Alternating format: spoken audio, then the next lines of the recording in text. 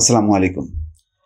গোপালগঞ্জে গুলিবিদ্ধ আরও একজনের মৃত্যু, নিহতের সংখ্যা বেড়ে ৫ জন। এই হচ্ছে খবর। তার পাশাপাশি খবর হচ্ছে যে এই ঘটনায় একটা মামলা হয়েছে। সেখানে ৭৫ জনের নামে মামলা হয়েছে এবং অজ্ঞাত আরও ৪০০ জন। অভিযান চলছে, কারফিউ শিথিল, কিন্তু কারফিউ একেবারেই বাতিল হয়নি। গোপালগঞ্জের যে পরিস্থিতি যদি বলি, একটা থমথমে পরিস্থিতি আছে, তবে জীবনযাত্রা স্বাভাবিক। কারফিউর মধ্যেও লোকজন চলাচল শুরু করেছে, অর্থাৎ পরিস্থিতির উন্নতি হচ্ছে। একটা বিষয় ইদানিং গণমাধ্যমে বা বিভিন্ন টেলিভিশনের টক শোতে আলোচনা চলছে, সেটা হচ্ছে যে এই মৃত্যুকে ঘিরে, যে এই মৃত্যুটা মানে কেন হলো, এটা কি অ্যাভয়েড করা যেত কিনা। আসলে যদি সারাদিন কেউ, আমি যেমন ব্যক্তিগতভাবে একেবারে পুরো লাইভটা দেখছিলাম, চ্যানেল 24 সহ বিভিন্ন টেলিভিশনে যেই পরিস্থিতি দেখা যাচ্ছিল, যে বিকল্প কি ছিল, মানে সেনাবাহিনীকে আসতে হলো কেন, সেনাবাহিনীকে কেন বিবৃতি দিয়ে বলতে হচ্ছে যে আত্মরক্ষার্থে সেনাবাহিনী বল প্রয়োগে বাধ্য হয়েছে। এখন এই যে মৃত্যু, অর্থাৎ মানে গুলি না চালিয়ে কি করতে পারতো? তাহলে গুলি খাইতে পারতো, বা নিজেরা গণপিটুনির শিকার হয়ে প্রচুর মানুষ মারা যেতে পারতো। একটা জিনিস দেখেন, বিশাল মব, পুলিশ সুপারের কার্যালয়কে ঘিরে চারিদিকে মব, এবং শুধু সেটাই না, কারাগার পর্যন্ত ভাঙছে, অর্থাৎ মেইন গেটটা আরেকটু হলে ভেঙে যেত। ডিসির বাংলো পোড়ানো হচ্ছে, সকালবেলায় পুলিশের গাড়ি পোড়ানো হলো, তারপরে ইউএনওর গাড়ি ভাঙচুর হলো, সেটা এনসিপি আসার আগে। একটা বিষয় নিয়ে আলোচনা করা যেতে পারে, সেটা হচ্ছে যে এনসিপিকে ঢুকতে না দিলে ভালো হতো আইন শৃঙ্খলা পরিস্থিতির জন্য। সেটা হয়তো আইনের দুর্বলতা আছে, কিন্তু কোনো দলের অধিকার নিয়ে কি আপনি বলতে পারেন যে না, সে তার গণতান্ত্রিক যে অধিকার আছে, সাংবিধানিক যে অধিকার আছে, সেই অধিকারের বলে বাংলাদেশের কোনো প্রান্তে সে সভা করতে পারবে না, এটা কি বলতে পারেন? কিছু কিছু দেখি গোপালগঞ্জের পক্ষে বয়ান তৈরি করা হচ্ছে যে তারা বঙ্গবন্ধুকে নিয়ে খুবই অশালীন কথা বলেছে, উস্কানিমূলক কথা বলেছে, যেটা বলার দরকার না সেটা। এটা তো একটা যার যার দলের একটা রাজনৈতিক পরিস্থিতি। সেই উস্কানি শেখ হাসিনা 15 বছরে বক্তৃতা করতে দাঁড়িয়ে অর্ধেকটা সময় কি জিয়াউর রহমান বিএনপি নেতা বিরোধী দলকে উদ্দেশ্য করে কুরুচিপূর্ণ কথাবার্তা বলতো না? বেগম খালেদা জিয়ার মৃত্যু নিয়ে পর্যন্ত, মানে মৃত্যু চান যে তিনি, সেটা নিয়েও কথা বলেননি। প্রতিদিন তো শুনি মরে মরে, মরে তো না। অর্থাৎ বেগম জিয়ার শারীরিক অসুস্থতা নিয়েও কথা বলতে ছাড়েননি। কি না বলেছে শেখ হাসিনা। তো আজকে এনসিপির নেতাদের অনেক কথা নিয়ে আমি সমালোচনা করছি, অনেক আলোচনা করছি। তাদের এই রাজনৈতিক দল গঠনটাকেই তো আমি সঠিক মনে করি না, যে তাদের একটা দলভুক্ত হওয়ার দরকার ছিল না। এবং এখন যে তাদেরকে ঘিরে দেখা যাচ্ছে কোনো কোনো ধর্মীয় রাজনৈতিক দলগুলোর উচ্ছ্বাস এবং তাদের আওতায় নিয়ে আসার যে তৎপরতা, বা তারাও সেদিকে হেলে পড়েছে, সেটাও আমি সঠিক মনে করি না। একটা লিবারেল ডেমোক্রেটিক ফোর্স হিসাবে তাদের আস্তে আস্তে এগোনোর দরকার ছিল। সবচেয়ে বড় কথা যে আমি তাদের রাজনৈতিক দল গঠনটাকেই সঠিক মনে করি না, সেই আলোচনাটা ভিন্ন। কিন্তু আপনি গোপালগঞ্জে তাদেরকে সভা করতে দেবেন না। আপনি বলবেন যে না, তারা তো মাজার গোড়ায় দেওয়ার কথা বলছে, তাদের পক্ষের লোকজন দেশ বিদেশ থেকে উস্কানি দিয়েছে যে ওই মাজার গোড়ানো হবে। গোড়ানোর কি কোনো কর্মসূচি ছিল? গাড়িগুলি কি এসে কি ওই গোপালগঞ্জের যে পৌর পার্ক, যেখানে সভা ছিল, সেখানে কি আসেনি? অন্য কোনো জায়গায় গেছে? আর যদি সেটাকে আপনি প্রতিহত করতে চান, তাহলে রাজনৈতিক কর্মসূচি কই?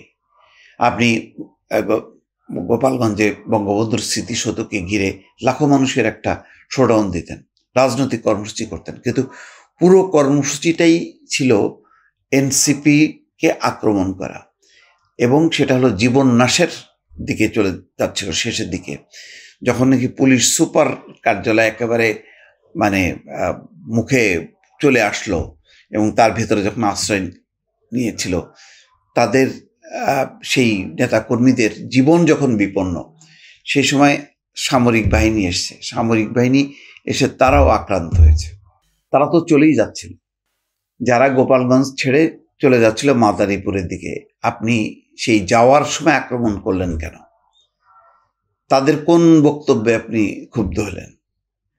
বঙ্গবন্ধুর প্রতি অশ্রদ্ধা, মুজিববাদ মুর্দাবাদ বলে, সেটা তো রাজনৈতিক। আপনি বলেননি জামাত শিবির রাজাকার, হ্যাঁ, ধরে ধরে জবাই কর, বলেননি?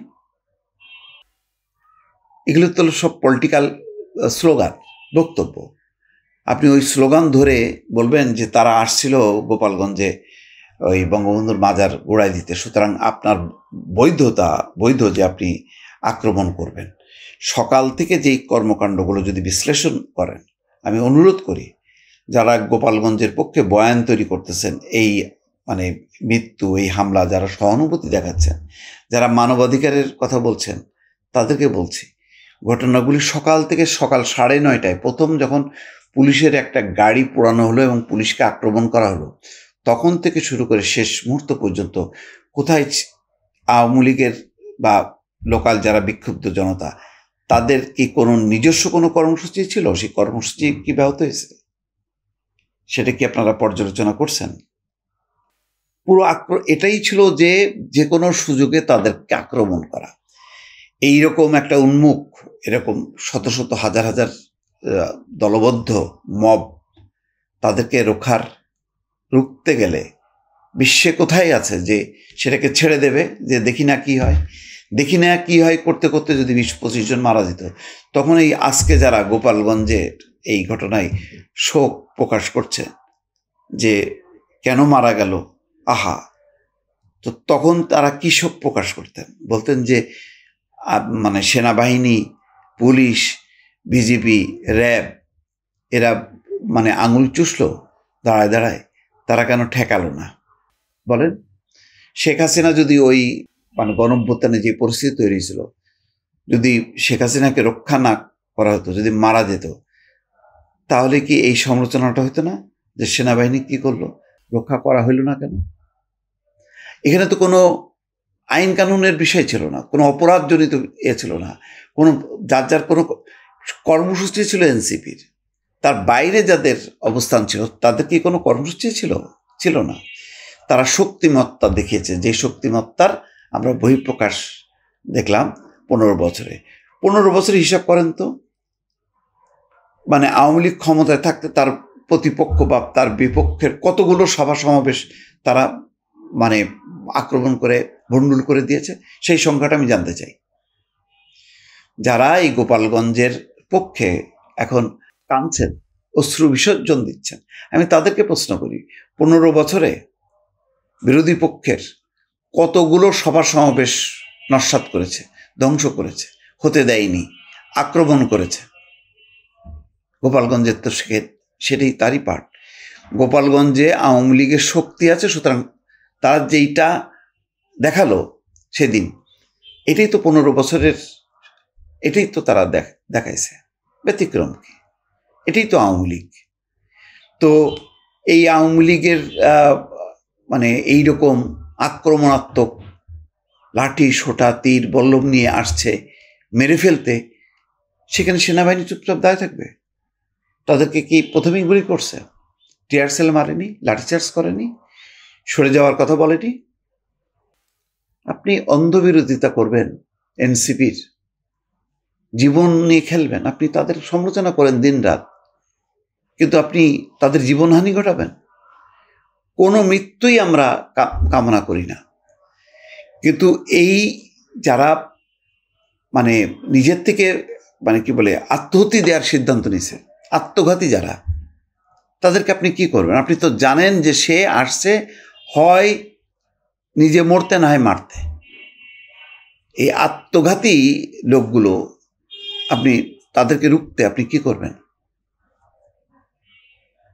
সেনাবাহিনী সারেন্ডার করবে? সারেন্ডার করলে সেনাবাহিনীর সদস্যরা বাঁচত, পুলিশ, বিজিবি বাঁচত। এই যে এনসিপির যে নেতাকর্মীরা পুলিশ সুপার কার্যালয়ে আশ্রয় নিয়েছিল, তারা বাঁচত নাকি? তাদেরকে ঘিরে তারা মানে স্লোগান দিত যে তোমরা এটা করো না। তাদেরকে রাজনৈতিকভাবে বার্তা দিতে আসছিল না মারতে আসছিল? ভাই সবগুলো হিসাব করে কথা বলেন। এখানে যদি আপনি ইউরোপ আমেরিকার সেনাবাহিনী নিয়ে আসতেন, যে কাজটা করছে আমাদের সেনাবাহিনী, অন্যান্য আইন শৃঙ্খলা বাহিনী, ঠিক তারা সেই কাজটাই করত। সন্ত্রাসের বিরুদ্ধে কোনো আপোষ করে না কখনো।